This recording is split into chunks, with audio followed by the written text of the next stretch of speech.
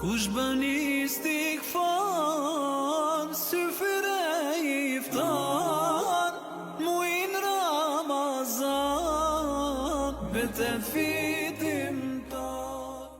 Bismillahirrahmanirrahim. Alhamdulillah, wassalatu wassalamu ala rasulillahi wa ba'd.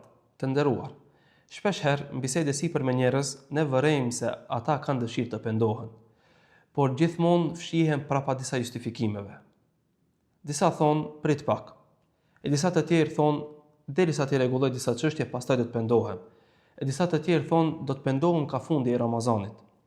Por kjo vetëm është një lojë e shejtanit, nga se shejtani nuk të thotë ty mos u pendo, por të thotë ty shtije pak pendimin.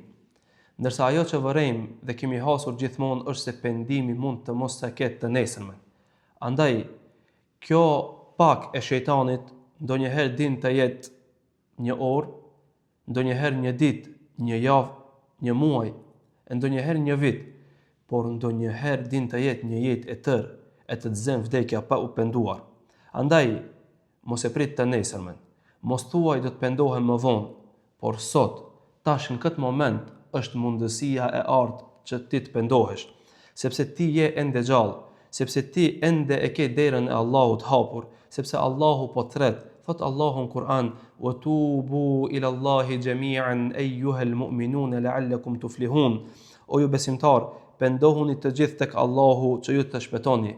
Po ashtu pejgamberi sallallahu alaihi wasallam në një hadith që e transmeton Imam Muslimi, thot Allahu subhanahu wa ta'ala e shtrin dorën e tij natën që të pendohet mëkatari i ditës dhe e shtrin dorën e tij ditën që të pendohet mëkatari i natës.